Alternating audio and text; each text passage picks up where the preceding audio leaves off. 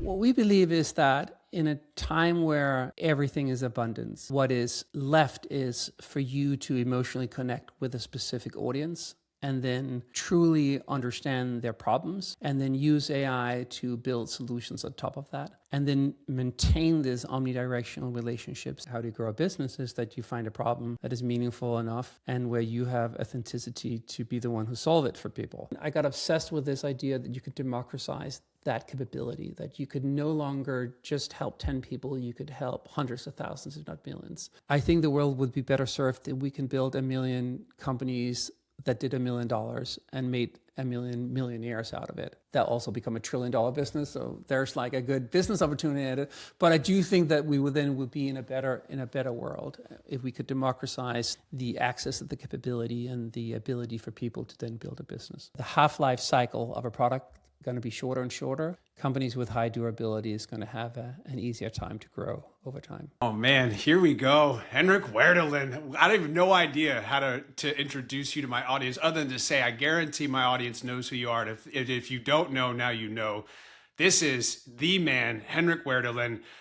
I have no idea how to introduce you other than to say that, you've probably impacted me in profound ways that you have no idea. I went from being somebody who was so curious about all things AI, technology, digital, and you were kind enough to take time, have coffees with me in New York City, back in the day. And I've kept track of you, obviously. And I love this book, which we're going to get into in a minute here. But without further delay, Henrik, I would love to give you the microphone and say, hey, welcome to AI with Alec. And what should my community know about you before I start peppering you with fanboy questions? Yeah, we should just go there. I don't know, sometimes I get asked to introduce myself and yeah. I guess it's weird. I like to build cool shit with people I like is kind of like my headline. I've been an entrepreneur for a long time. I built a bunch of companies and I've been running this incubator that have kind of been studying how do you build from scratch. But some of these companies became big and then suddenly I had to figure out how to run big companies too. And so I guess very curious and an entrepreneur at heart. I absolutely love that. And I'm gonna kick things off with a territory that we were talking about off camera, because I think this, you're beyond credible to talk about this. So lots and lots and lots of CEOs, big companies, mid-sized companies, what have you, are under extraordinary pressure to become AI first, whatever that might mean. I think there's a lot of dynamics going on, but I find that those that have their hands in the dirt, and you are beyond a guy with hands in the dirt, have a unique perspective on this question of what in the world should these organizations do to quote unquote transform. I'm not really a huge fan of the word, but how do they embrace AI and do it meaningfully and at scale and, go? You know what? I have been asked this question a few times, and I find the answer to be incredibly complicated. And here's one of the reasons. If I look at where people are in their AI journey, there's probably many different ways to think about it, but I think about it there's kind of state one, which is kind of you use it instead of Google. You kind of ask it to search for yourself, or you do like a simple thing. Step two, you kind of start to have a conversation with it. Phase three, you start to have kind of context. You might even set up with an MCP server. You might contextualize your dialogue with the AI engine. And step four is that you start to write software and you start to have autonomous agent that goes and do work for you. So you become more of a manager of the software than necessarily one that just you use it to interact with.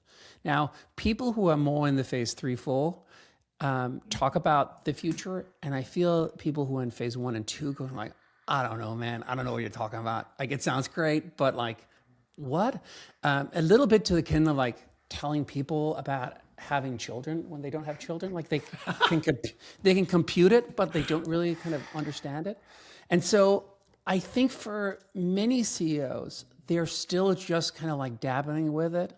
And they often feel that they have to say that they know it much better than they do because they're supposed to, but they haven't really found the time to do it. And so I find the answer to your question complicated because, as mentioned, most people are in their early stage of discovery, and increasingly a lot of us are now much further ahead, and the space between phase 1 and phase 2 and phase 3 and phase 4 seem to be widening very fast, right? And so I can tell a little bit like the experience we've been through as some of our organizations, and then hopefully that'll be helpful.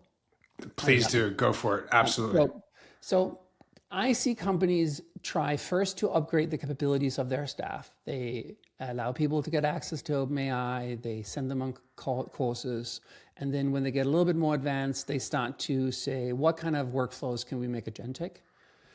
And then very fast, weird things happen. I'll give you an example. When we try to apply for, I'll get interns at Barg, you used to have a bunch of good applicants and people who had made a real good effort, you would bring into an interview. And you would know they'd done a lot of effort because they had really researched it well and it was thoughtful, and the application itself kind of like were the invitation for an interview. Now, obviously now everybody uses AI to write these. And so you start to get thousands of them. So what do? You start having AI reading them all because there's no way you can kind of like consume it otherwise. Now you have a human-to-human workflow that is now agentic to agentic, and it doesn't work anymore.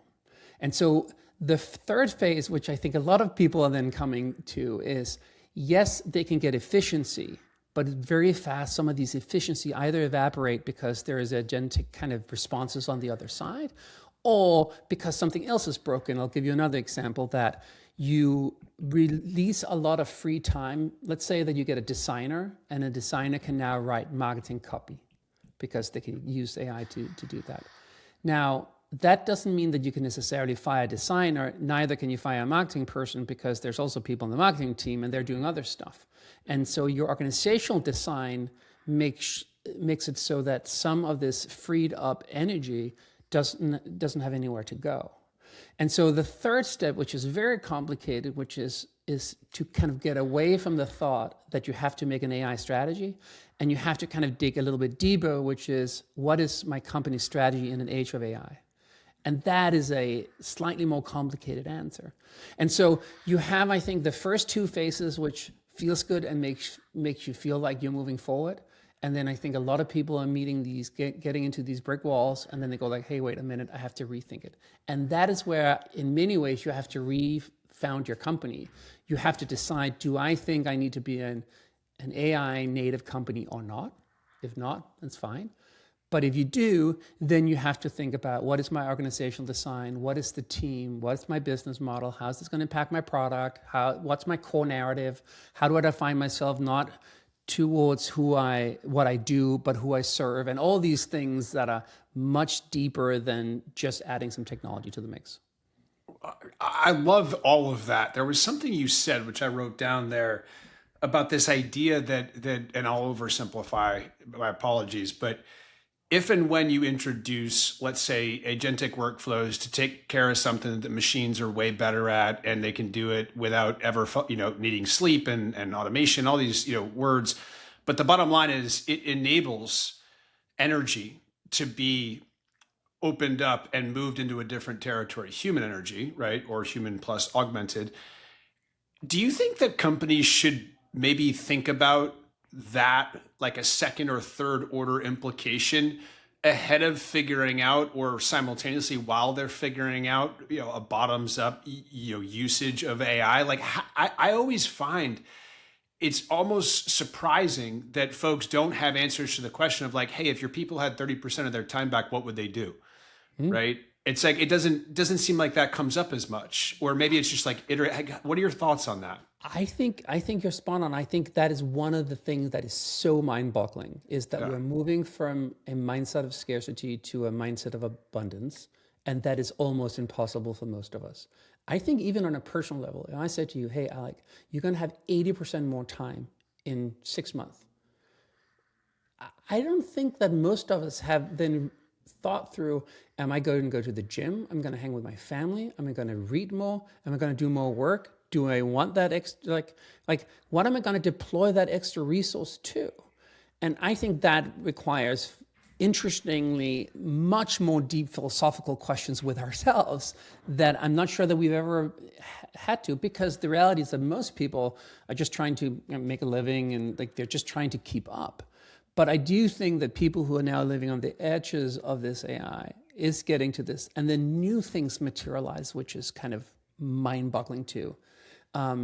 I think a lot of the people that I work with now that are very much ahead of the game on this, they say, I am just so exhausted because if I don't have like 10, 12 agents running at all time, basically filling up all the CPUs, then I feel I'm not doing my work well. Or they are so fast at coming back with pretty complicated answers where I need to make a decision.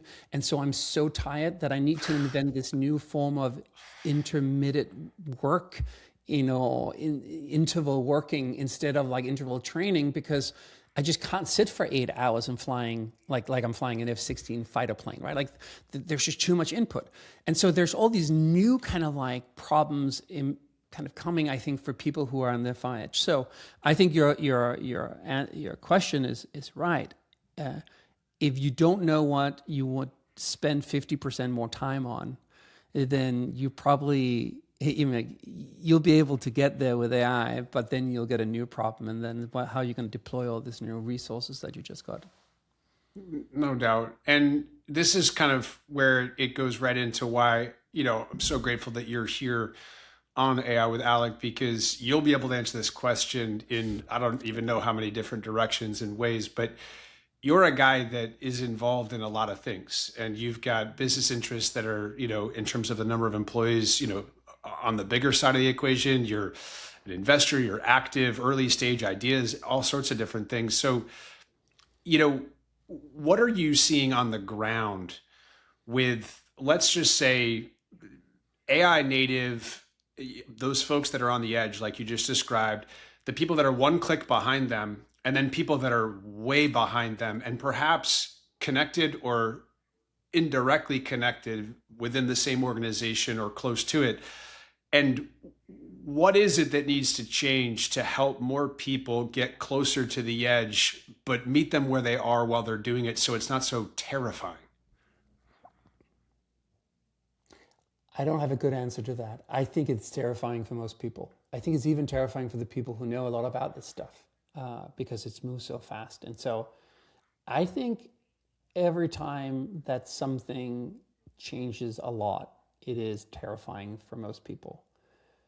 I mean, like, from an entrepreneur, it is a little bit like catnip, right? Like, it is also exciting because if you have the core elements of what I think makes up a good entrepreneur, you are resourceful, so you don't mind, you can get a lot out of a little. You have a good ability to create a narrative around what it is that you would like to create. And you have agitation. There's something in you that kind of like sparks energy, and a bit of curiosity too. Then I think it used to be that if you wanted to start something, it was almost impossible. And the reality is 60% of Americans say they would like to start something and only 8% go out and do it. And so the question is, of course, why don't they do it? And it used to be money and technical capabilities and all these different things. In many ways, that has gone away. So I understand that people are terrified. They're terrified for their job. We're in an uncertain period of time in the world. There's a lot of different things going on. But I do think that if you have ideas of how to serve other people, if you have a way to understand other people's problems, then now you have this completely golden time where you can go out and you can become your own boss and you can make a decent living, and you don't need to raise a lot of capital, and you don't need to hire a CTO, and you don't need all those different things.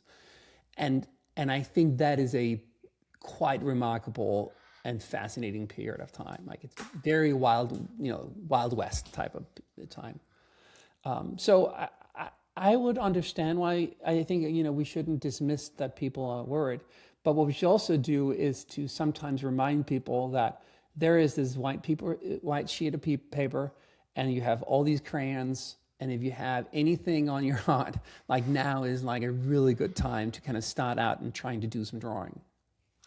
Without a doubt. And I'm going to hold it up one more time so people see this and buy this. It's an outstanding book. And if you open it up, you'll see just how much I destroyed it with all my notes. And that's always a good sign, right? But one of the things that I saw, there's a thread in there that continue to come up. I would love for you to unpack, because I think this is in part what you're saying, and it's becoming super tangible, is that whether it's the way that an entrepreneur who has such a depth of understanding of their customer, their market, what have you, that AI can kind of end that zero sum thinking around intimacy with customer relations and customer relationships, et cetera, and the community and scaling, right? Where we used to think about that in terms of like, oh, eventually, like as I scale, I get further away from my customers and so on and so forth.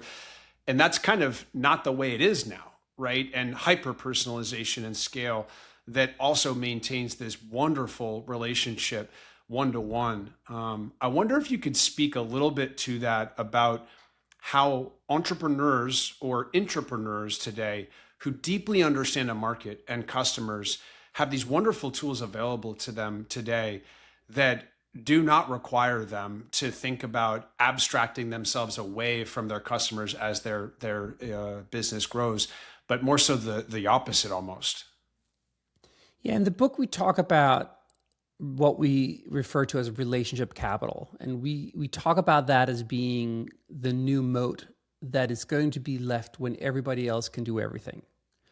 And what we mean by that, and I can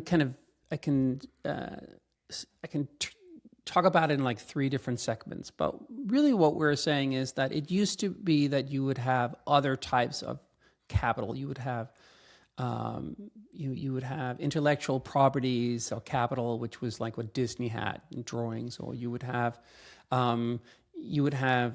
human capital like McKinsey. You would have very smart people. What we believe is that in a time where everything is abundance, what is left is for you to emotionally connect with a specific audience and then truly understand their problems, and then use AI to build solutions on top of that, and then maintain this omnidirectional relationship so that you continue building more products and service for that specific customer. And this is an insight that came from a lot of the businesses that I was lucky to be part of building that ended up becoming bigger, where we never defined ourselves as what we did. We were never a media company or retailer. We defined ourselves for who we served. So at Bark, we serve dogs and the people who love them. At Row, we serve really men with embarrassing medical problems, and women now too, but start with men.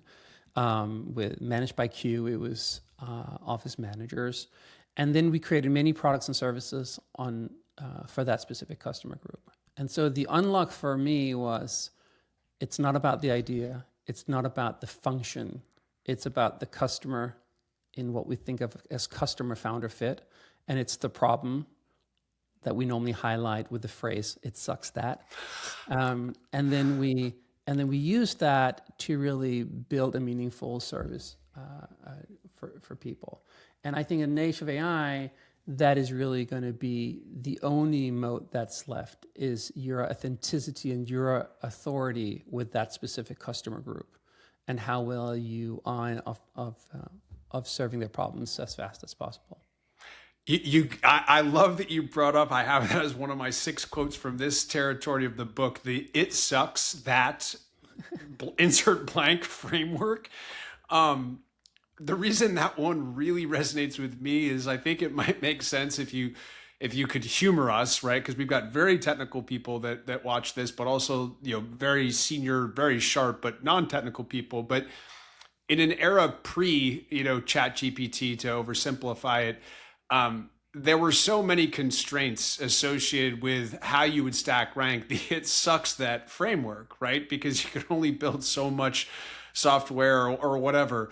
But now, right, here come the agents and here come all sorts of different things. So I think post Chat GPT, your framework is as relevant, if not even more relevant. And I wonder if you could help people understand the implications of that framework and then what's available to us all today and go forward with this wildly powerful toolkit that we all have access to.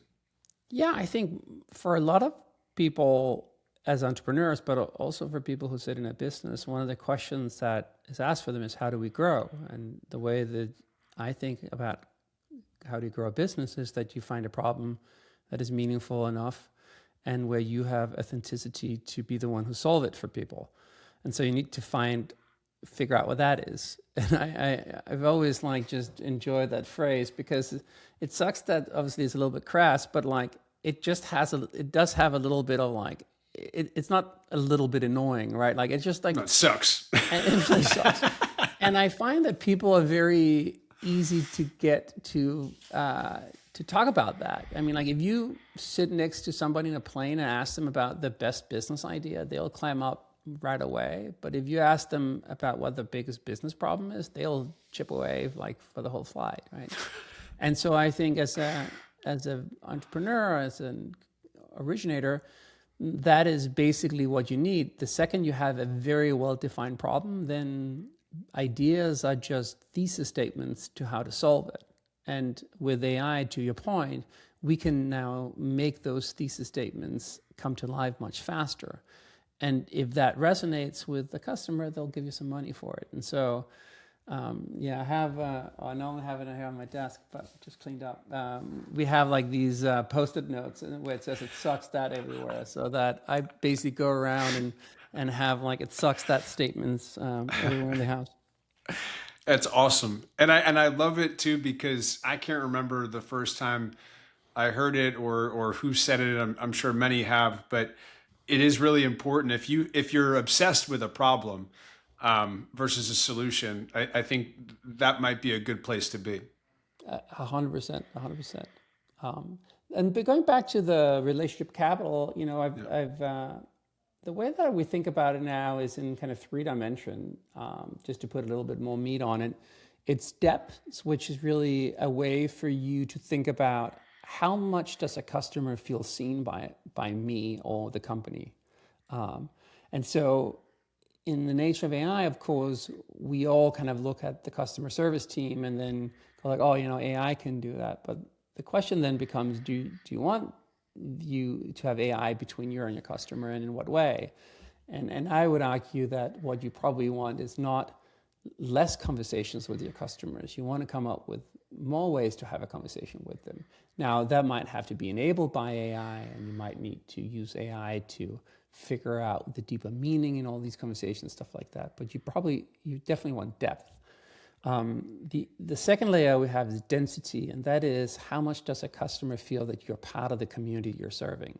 And at BarkBox, for example, every year we have Squirrel Day, where it's the International Squirrel Day, and we have this tradition now that squirrels basically hack all our social accounts. And they'll basically tell how stupid dog owners are and why, you know, like they want more nuts to kind of like release all accounts, stuff like that.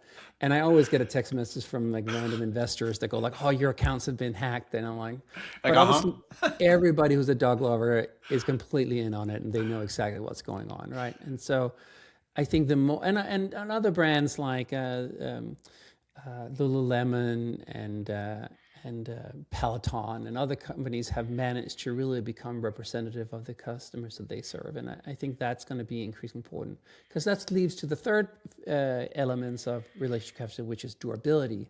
And that is, how much are you allowed to build another product and service for the customer that you're serving? And the example that I normally use is that it's kind of easy to think of a Nike hotel. You can kind of imagine how that'll be filled with sports equipment and stuff like that. But if I told you that we were making a Hilton shoe, you'll be like, I don't know what that would be, right? And so some brands really have the breadth because they have the depth and they have the density, and that affords them the durability. And I think in an age where the product, the half-life cycle of a product going to be shorter and shorter, companies with high durability is going to have an easier time to grow over time. Yeah. And I love when brands that are everything you just described, they wink at you. Like the squirrel thing, the first thing I think about is my dog, Winston. He's got all the energy in the world to go at the squirrel, but he has no idea what to do. The second the squirrel kind of looks at him, kind of like, yeah, come on, right? Because he's a little 16 pounds of fury. And there's this whole dynamic, right? And my wife, when she watches this, will crack up and look at me and be like, I can't believe you guys are talking about squirrels and Winston and this, that, and thing as dog lovers. But random question / maybe it is quite relevant. You know, authenticity when you have a founder or a CEO or executive team or whomever that is comfortable building in public, for example, putting themselves out there consistently on Twitter and LinkedIn and X and whatever the name of the game is, podcasts, et cetera. Do you think that companies are going to find themselves needing to figure out how to do more of that if they haven't done it so far, in part because of the impact agents are going to have on the way the internet works today go forward?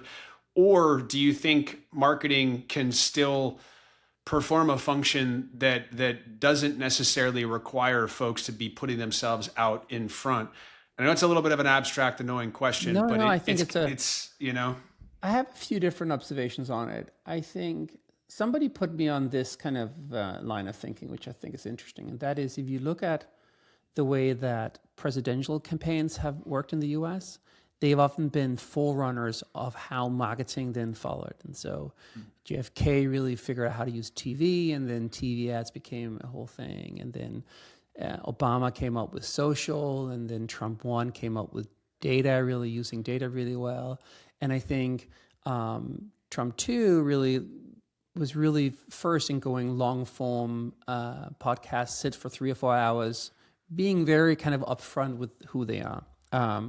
And I think what we then saw afterwards was a lot of CEOs did the same thing. You see Jensen kind of doing like long 4-hour sit downs and what have you. So I think that is definitely the trend, that you as a CEO need to be able to articulate your business, and you need to kind of show up. And now I think to your second question on, and I think that's important because in part of, I think it practiced the CEO to have a narrative. And I think a lot of companies have kind of lost a narrative. And in many ways with AI, your narrative is your new source code. And you need to have something that is sharp and well articulated and even a little bit opinionated for it to stick out at a podcast, for example. And that I think you also need, of course, on social. You need that to not be bland if you try to articulate it through AI. And so I think there's a lot to what you're asking about, that you have to be willing to build in public, but I don't think it's the element of being in public that makes it important. It is that you are in public that kind of sharpens the pen for you to articulate what you want this company to be in a much sharper way. It allows you to put edges on what you are and what you're not. And I think that authenticity is important in a world where everybody assumes everything is fake. So one of my favorite authors outside of you, of course, is Seth Godin, who endorsed your book, which obviously gave me chills because Seth's the man, and there's so many different examples of what he believes that's consistent with what you just said, including that Brussels sprouts come with bacon. And if you know what that is, anybody that's watching this, you know exactly why I just said that. It's important to know who you are and what you stand for and what you're about and who you're for. And also, the opposite. I want to give you some time to open up because I do have some questions on this for sure, but I want to hear about, and correct me if I'm wrong in the way I pronounce it, but is it Ardos? Yeah. So I don't want to make any assumptions. I've tried to do a little bit of research, but I also wanted to kind of react in real time. Can you tell us a little bit about, if someone were to ask you, is that a venture capital 2.0 model? Are they investing capital, or do they bring resources that are more like operating partners? What is it, and how do entrepreneurs benefit from it? And just maybe an example or two, because I'm dying to know the answer to that. No, of course. So I'll give you a little bit of background. So back in 2010, I was lucky enough to be part of a company that sold and didn't really know what to do next. And so I was in this kind of in-between time, which as a founder is a little bit of a vulnerable period of time. And I ended up building Prehype, which from the outside looked like an incubator, but from the inside really was a halfway house for people that didn't know what to do next. And what we then did over 15 years was we built a bunch of companies, and some of them ended up to be big. But what we really was doing internally was to study, how do you take somebody who have the ambition of starting something, and how do you help them through the process of figuring out what that should be? And that helped, tens of people a year build something.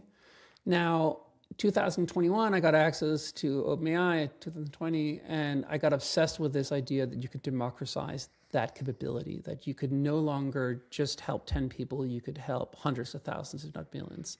And I do fundamentally believe that a world where more entrepreneurs are doing stuff for people is a good place.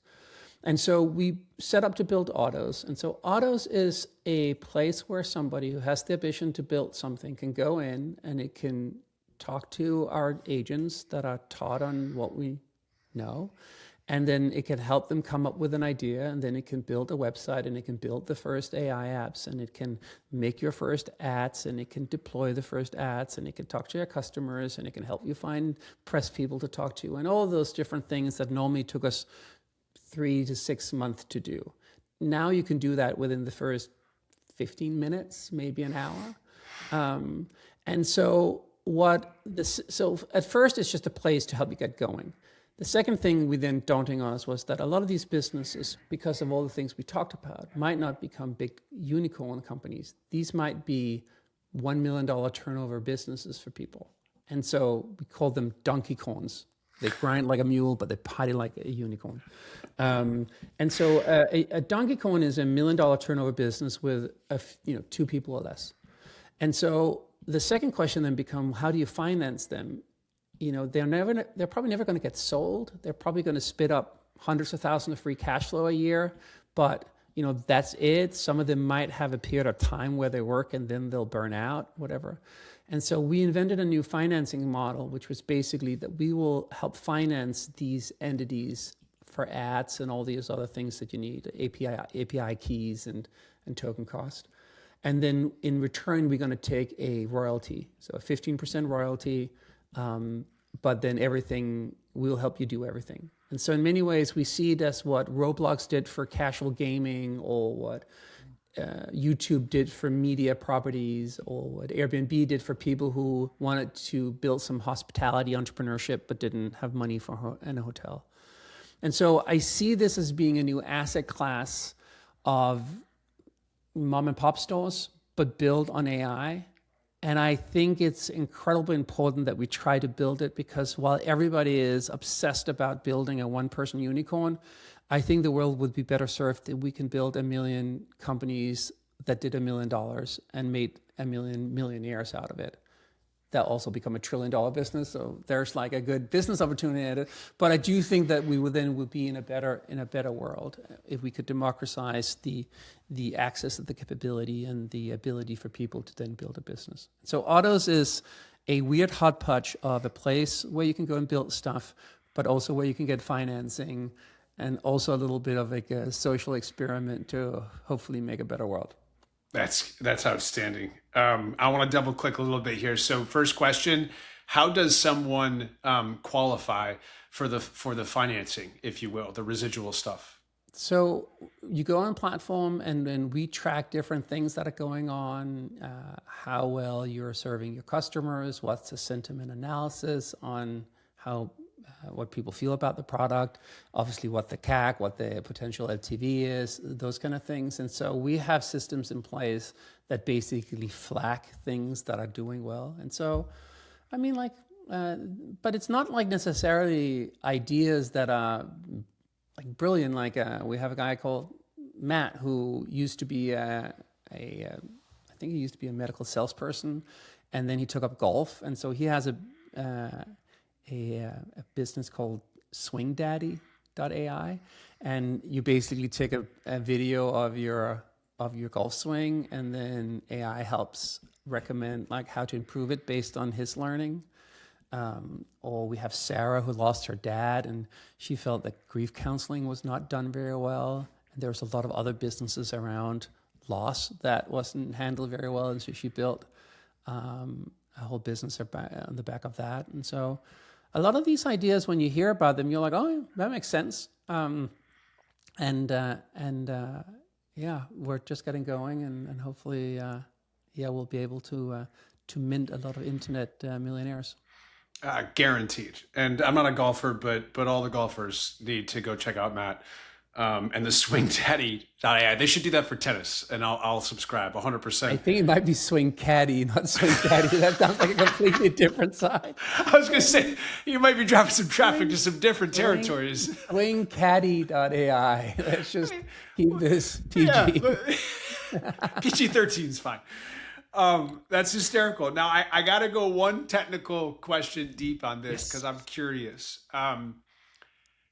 Is it safe to say that you guys collectively, you all have created a multi-agent kind of swarm back there that have learned from all of your incredible experiences? And not only are they, specialized, and just for the audience that's not technical, let's just assume an agent is like a human. So it's like a digital twin of a really, really awesome lead generation marketer kind of person, or another one's like a hunter, like somebody's like, hammers the 5,000-pound phone, and so on and so forth, operations, you name it.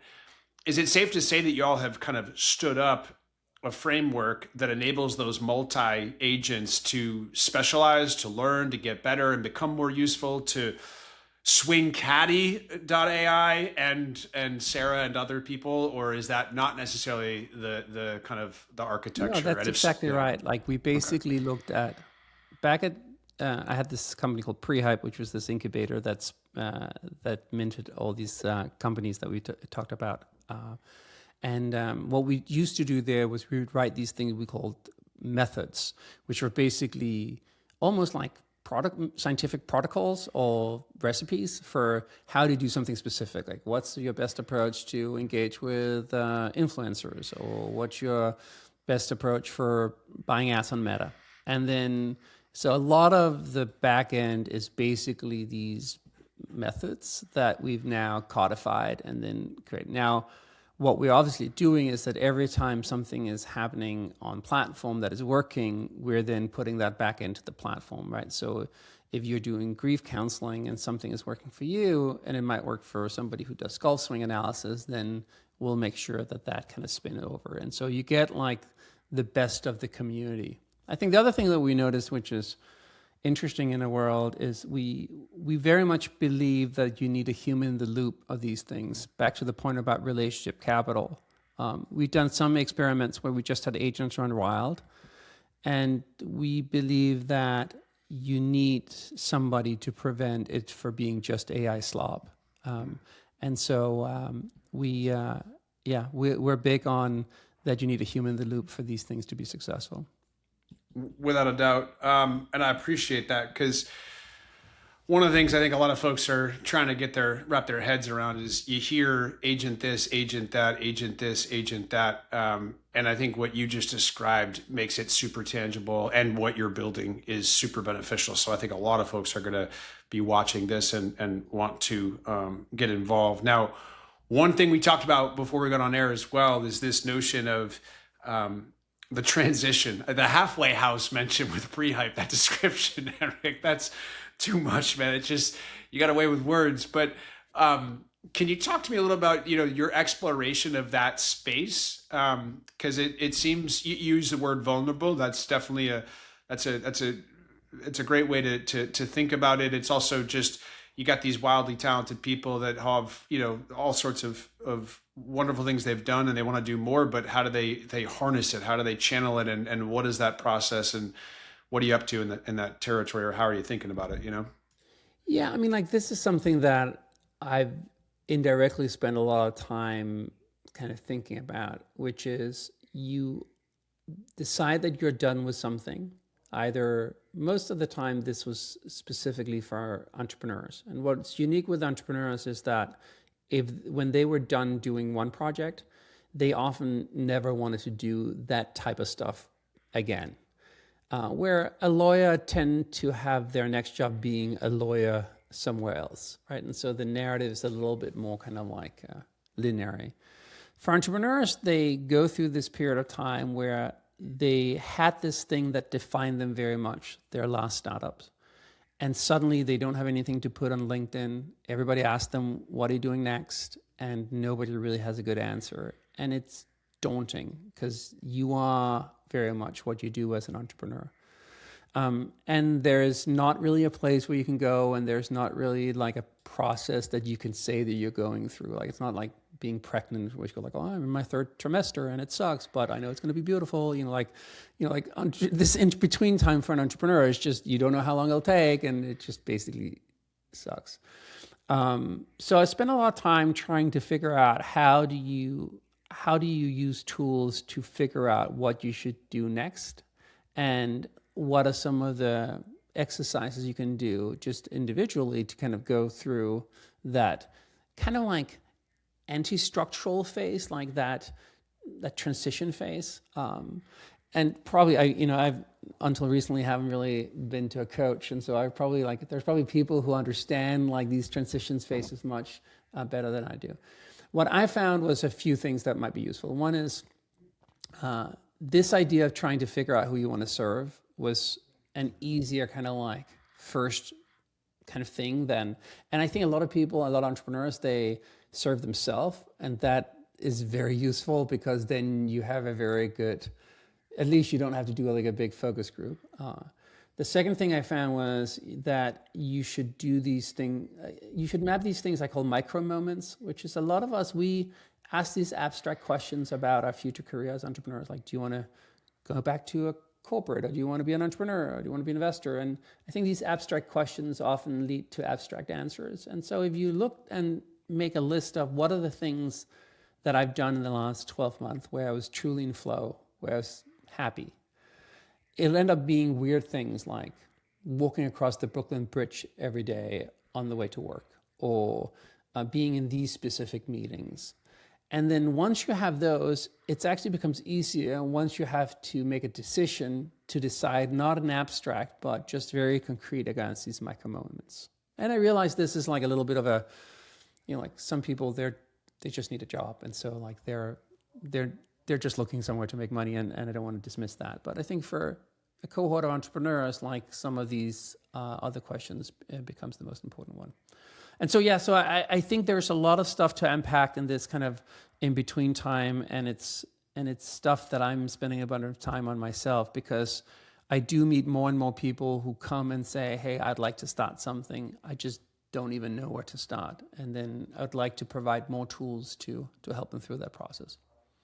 You took the words out of my mouth on that one, Henrik, because I think the more people understand about Ardos, for example, and then simultaneously, the more they understand about themselves, and to your point, what they're doing in their day job or whatever it might be, but a community or a group of people that they can serve because something sucks, right? It doesn't need to be binary enough to quit their job. They can maybe do this, but I think there's just so much interesting territory in there, and these feedback loops that can be AI enabled so that the system gets better and smarter and more useful to the next person or the next entity.